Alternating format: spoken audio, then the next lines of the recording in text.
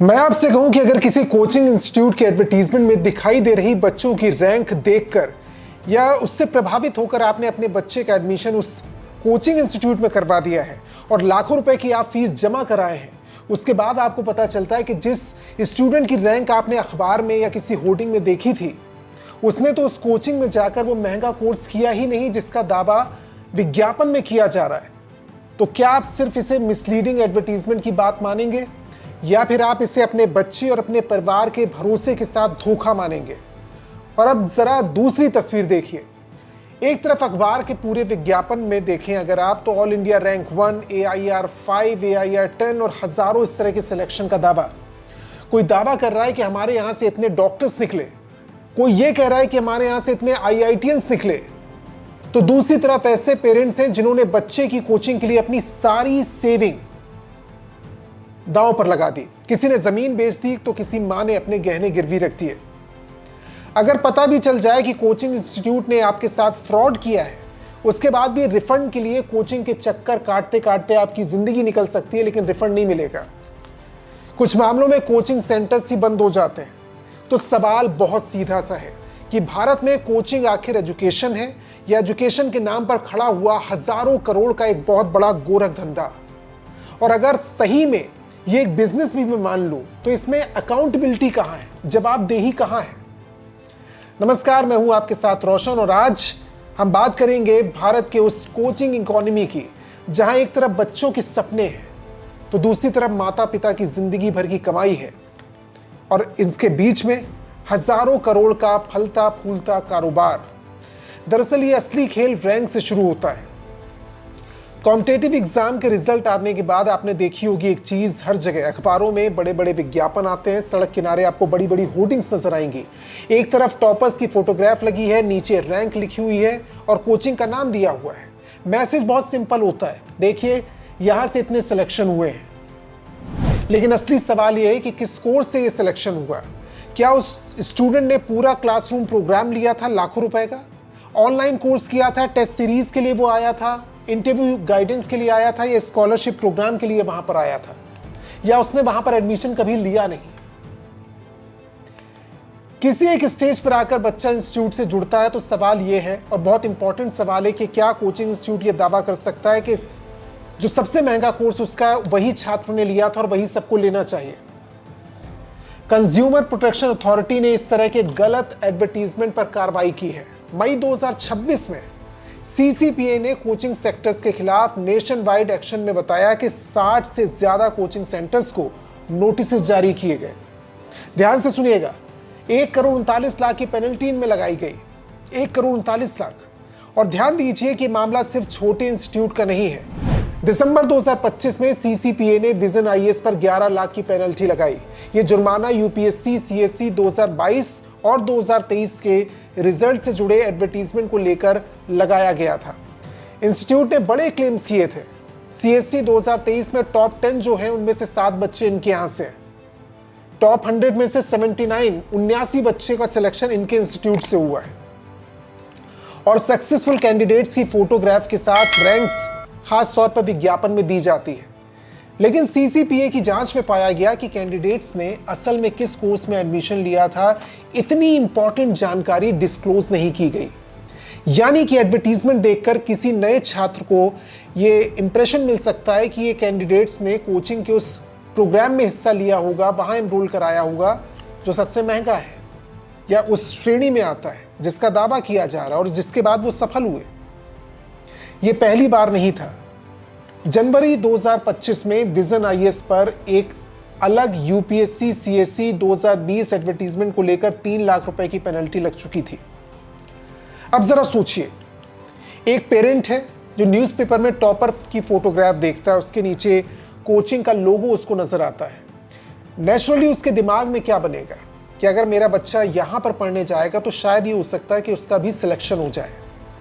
और यही है एडवर्टीजमेंट की सबसे बड़ी ताकत, और यही वजह है कि उस एडवर्टीजमेंट में आधा सच बहुत ज्यादा असर फर्क पैदा करता है।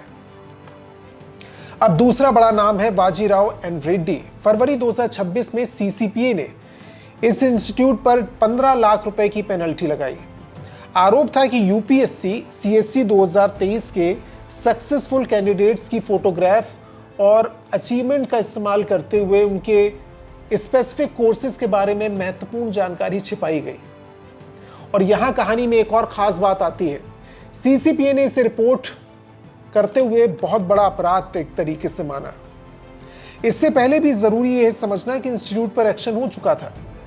यानी सवाल सिर्फ ये नहीं है कि जुर्माना लगा या नहीं, सवाल यह है कि जुर्माने के बाद कोचिंग इंस्टीट्यूट का जो बर्ताव है, जो मिसलीडिंग विज्ञापन देने का तरीका है, वो बदला या नहीं। और अगर करोड़ों के बिजनेस में कुछ लाख की पेनल्टी लग जाती है तो एडवर्टीजमेंट मॉडल चलता रहता है, क्या फर्क पड़ता है? ऐसी पेनल्टी से क्या हो जाएगा? अब आते हैं उस सेगमेंट पर जहां हर साल लाखों बच्चे आईआईटी, मेडिकल, एंट्रेंस एग्जाम की तैयारी करते हैं, मोशन एजुकेशन। मई 2026 में सीसीपीए ने मोशन पर 10 लाख की पेनल्टी लगाई और यहां पर एडवर्टीजमेंट के क्लेम्स भी बड़े हैरान करने वाले थे। जेई एडवांस में क्वालिफाइड स्टूडेंट्स का परसेंटेज, जेई मेंस के रिजल्ट्स, नीट में क्वालिफिकेशन का परसेंटेज, स्लोगन्स। किस तरह की बात की जाती है? कहा यह जाता है कि मोशन है तो सिलेक्शन है, यह दावा किया जा रहा था, इस इंस्टीट्यूट की ओर से किया जाता है। लेकिन सीसीपीए ने कहा कि सक्सेसफुल कैंडिडेट्स के एडवर्टीजमेंट में उनके एक्चुअल कोर्स की महत्वपूर्ण जानकारी छिपाई गई। यानी बड़ी समस्या यह है कि स्टूडेंट की सक्सेस को एडवर्टीजमेंट जिस तरीके से देते हुए सामने रखा जाता है कि कोई बच्चा अगर सिर्फ टेस्ट सीरीज के लिए आता है तो एडवर्टीजमेंट के जरिए, आप विज्ञापन के जरिए समझाया जाता है कि फुल क्लासरूम प्रोग्राम उसने यहीं से पढ़ा था। तो ये एक बहुत बड़ा फर्क नहीं है। और इसी एक्शन में सीसीपीए ने राजस्थान के सीकर में करियर लाइन कोचिंग पर 5 लाख रुपए का जुर्माना लगाया था। इशू फिर वही था, सफल हुए कैंडिडेट्स की फोटोग्राफ और अचीवमेंट्स का जो इस्तेमाल किया गया, लेकिन उनके स्पेसिफिक कोर्स के बारे में महत्वपूर्ण जानकारी को छुपाया गया। और यही पैटर्न आपको हर बार बार नजर आता है। नाम है, रैंक है, फोटो है, सिलेक्शन है, लेकिन सबसे जरूरी इंफॉर्मेशन जो स्टूडेंट के लिए वास्तव बहुत असर डालती है प्रोग्राम के बारे में, उसे या तो बहुत छोटा करके दिखाया जाता है या फिर विज्ञापन से गायब कर दिया जाता है। यहाँ एक बात आपके लिए जानना बहुत ज़रूरी है। अक्सर सोशल मीडिया पर यह आरोप लगता है कि एक ही रैंक वालों को कई कोचिंग इंस्टीट्यूट्स होते हैं, वो अपना छात्र बताते हैं। आरोप लगता है कि कोचिंग इंस्टीट्यूट रिजल्ट आने के बाद रैंक खरीदते हैं, यानी सफल हुए उम्मीदवारों का, छात्रों का, उनके अचीवमेंट का इस्तेमाल विज्ञापन के तौर पर किया जाता है। असलियत क्या है बताने की ज़रूरत नहीं, आप जानते हैं। और यही वजह है कि सीसीपीए की गाइडलाइंस अब कोचिंग के एडवर्टीजमेंट को लेकर स्टूडेंट का नाम, रैंक, कोर्स या पेड कोर्स है या नहीं, इन सारी इंफॉर्मेशन को लेकर सही तरीके से जानकारी देने पर जोर देती है, लेकिन ऐसा होता नहीं है।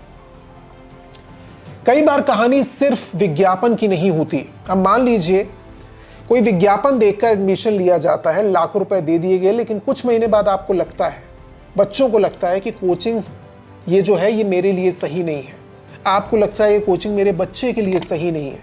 अब क्या होगा? क्या रिफंड मिल जाएगा? सरकार ने नेशनल कंज्यूमर हेल्पलाइन को कोचिंग इंस्टीट्यूट्स के खिलाफ रिफंड को लेकर इतनी कंप्लेंट्स हासिल की हैं, आप चौंक जाएंगे। 2024 में जो दखल दिया गया इनकी ओर से, उसके जरिए 656 से ज्यादा छात्रों को 1 करोड़ से ज्यादा का रिफंड वापस करवाया गया, जबकि कुल दावा किया गया था 2 करोड़ 39 लाख के रिफंड का। मतलब इतनी कंप्लेंट रिसीव हुई थी कि यह पैसा उन्हें वापस चाहिए। और बाद में सीसीपीए ने साफ कहा कि कोचिंग इंस्टीट्यूट्स के खिलाफ कंप्लेंट्स में जो आरोप लगाए गए थे उनमें था प्रॉमिस सर्विस जो दी गई थी, कहा गया था वो ना देना, एडमिशन कैंसिल करना या वापस लेना, उसके बाद रिफंड की वापसी ना होना या फिर बहुत कम रिफंड करना, और डेफिशिएंसी इन सर्विसेज, यानी कि जो वादा किया गया वो चीजें नहीं निकलती है। अब समझिए कि एक फैमिली जिसके लिए 1 लाख, 2 लाख रुपए, 3 लाख रुपए ये सिर्फ आंकड़ा ना हो, बल्कि इस परिवार के लिए उसकी जिंदगी भर की सेविंग हो सकती है। किसी के लिए सालों की गाढ़ी कमाई हो सकती है, किसी के लिए पीएफ फंड हो सकता है, किसी ने जमीन बेचकर बच्चे की कोचिंग के लिए पैसा दिया, तो किसी ने कोई कर्ज लेकर। और अगर जो वादा किया गया वैसी सर्विस नहीं मिलती, वैसी पढ़ाई नहीं हुई, तो पैसा नहीं जाता, उस परिवार में एक तरीके से बिजली गिरती है, परिवार हिल जाता है। और बच्चे की प्रिपरेशन के समय को लेकर आप समझ सकते हैं, वो जाएगा वो अलग। इसे समझना है तो आप फिटजी का केस देखिए। यह मामला मिसलीडिंग एडवर्टीजमेंट का सिर्फ नहीं है, इससे आगे जाता है। 2025 में फिटजी के कई सेंटर्स में अचानक से खबर आती कि क्लासेस बंद होने लगी। टीचर्स ने रिजाइन कर दिया, सेंटर्स बंद होने लगे, संचालन पर लेकर विवाद था। इसके बाद पुलिस और इकोनॉमिक ऑफेंस को लेकर इन्वेस्टिगेशन शुरू हुई। मामला ईडी की जांच तक पहुंचा। ईडी की जांच में पाया गया कि करीब 14,411 बच्चों से 250 करोड़ रुपए से ज्यादा पैसा कलेक्ट किया गया। इसके बाद कोचिंग सेंटर्स बंद होते गए और बच्चों और पेरेंट्स को अपने पैसे रिफंड के लिए दर दर की ठोकर खानी पड़ी। अब सवाल उठता है कि कोचिंग का धंधा हजारों करोड़ की इंडस्ट्री बनकर आखिर खड़ा कैसे हो गया। आखिर पेरेंट्स कोचिंग पर इतना पैसा क्यों खर्च करते हैं? और सबसे बड़ी वजह जो मुझे नजर आती है वो डिमांड और सप्लाई की है। आप छात्रों से बात करते हैं तो आपको ये सेंस मिलता है, और ये बहुत पहले से है, लगातार चला आ रहा है। लाखों करोड़ों बच्चे हर साल तैयारी कर रहे हैं, लेकिन आप इंजीनियरिंग देखें, मेडिकल कॉलेजेस देखें, सिविल सर्विसेज में देखें तो हजारों या सैकड़ों में सीटें होती हैं। यानी कॉम्पिटिटिव एग्जाम में कंपटीशन बहुत ज्यादा है। एक बच्चा सोचता है कि बाकी सब कोचिंग कर रहे हैं, अगर मैंने नहीं की तो मैं पीछे रह जाऊंगा। माता पिता सोचते हैं अगर बच्चे ने कोचिंग नहीं की तो उसका सिलेक्शन नहीं हुआ, और ऐसा नहीं हुआ तो उसका फ्यूचर खराब हो जाएगा। और यहीं से शुरू होता है FOMO, fear of missing out. लेकिन यहां पर एक चीज काम करती है, टॉपर्स साइकोलॉजी। लाखों अनसक्सेसफुल कैंडिडेट्स हैं, वो दिखते नहीं है। आपको पोस्टर में वो 10 छात्र नजर आते हैं जो सिलेक्ट हुए हैं। आपको एवरेज स्टूडेंट नजर नहीं आते, आपको AIR 1 नजर आता है। और यही एडवर्टीजमेंट का सबसे कमाल का तरीका है, पावरफुल तरीका है। अब जरा छात्रों की तरफ देखिए। सुबह क्लास हो रही है, टेस्ट हो रहे हैं, रैंकिंग को लेकर कंपैरिजन हो रहा है। पेरेंट्स ये सवाल कर रहे हैं कि आपके कितने मार्क्स आए, दूसरे बच्चों के कितने आए, बाकी बच्चों की रैंक क्या थी। यानी धीरे धीरे जो कंपटीशन है वो प्रिपरेशन से हटकर कंपैरिजन पर चला जाता है।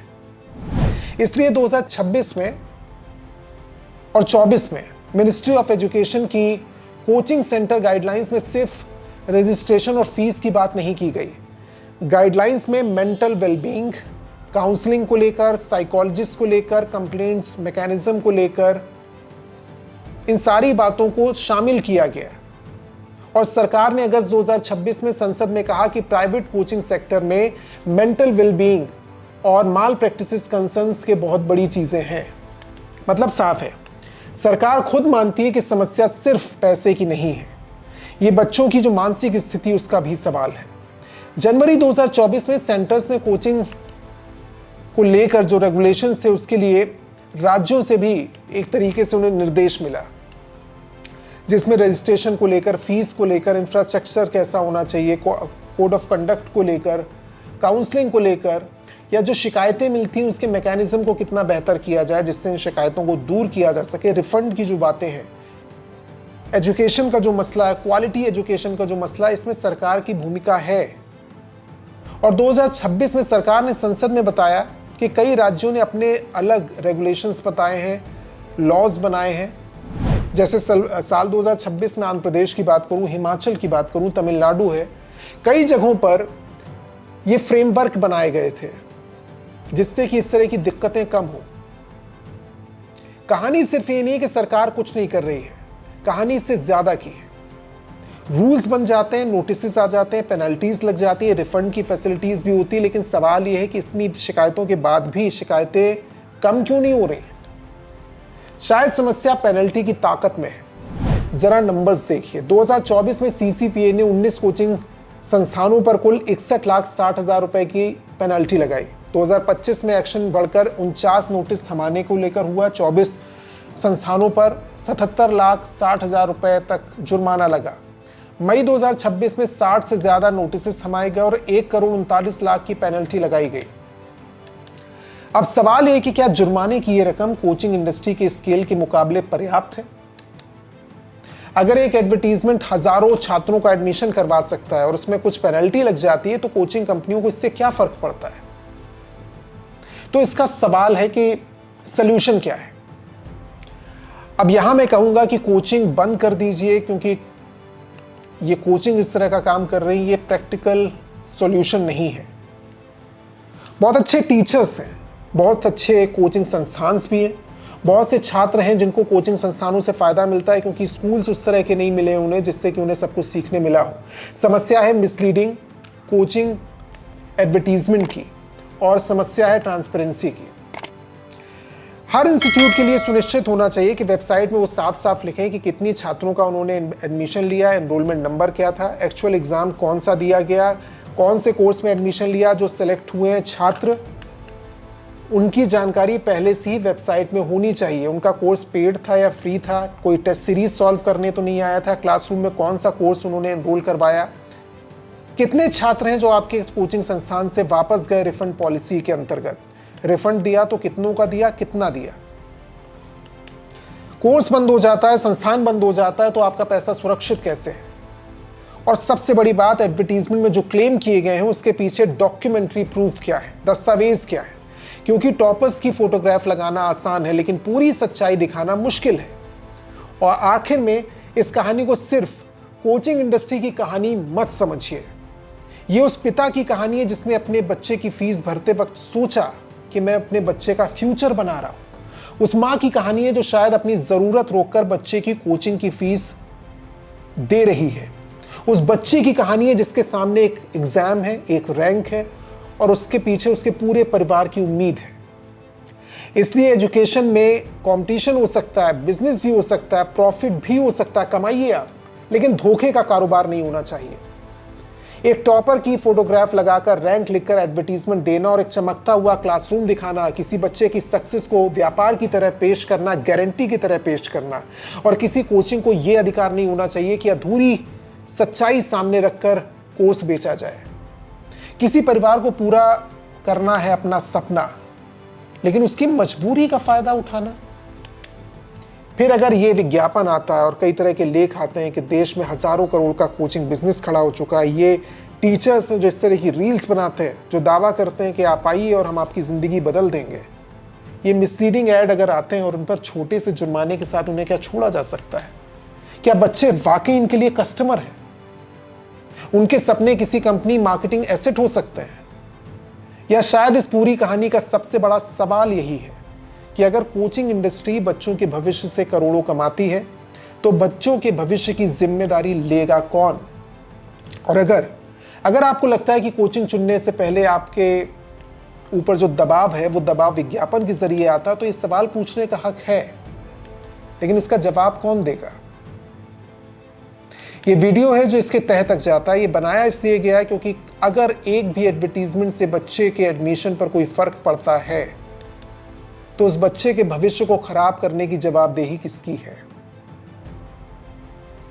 आपको क्या लगता है, आपकी राय क्या है? किस तरीके से इन कोचिंग माफियाओं पर नकेल कसी जा सकती है? क्या सिर्फ छोटा सा जुर्माना लगाकर करोड़ों के बिजनेस करने वाले इन कोचिंग कंपनियों पर कोई नकेल कस भी सकती है, या इसके लिए कोई सही मैकेनिज्म बनाने की ज़रूरत है? अपनी राय हमारे साथ शेयर करिए और अगर आपका कोई एक्सपीरियंस ऐसा रहा है इस तरह के कोचिंग संस्थानों के साथ, वो भी शेयर कीजिएगा। बहुत बहुत शुक्रिया हमारे साथ जुड़ने के लिए। इस वीडियो को लाइक कीजिएगा, चैनल को सब्सक्राइब ज़रूर कीजिए। बहुत बहुत शुक्रिया। नमस्कार, जय हिंद।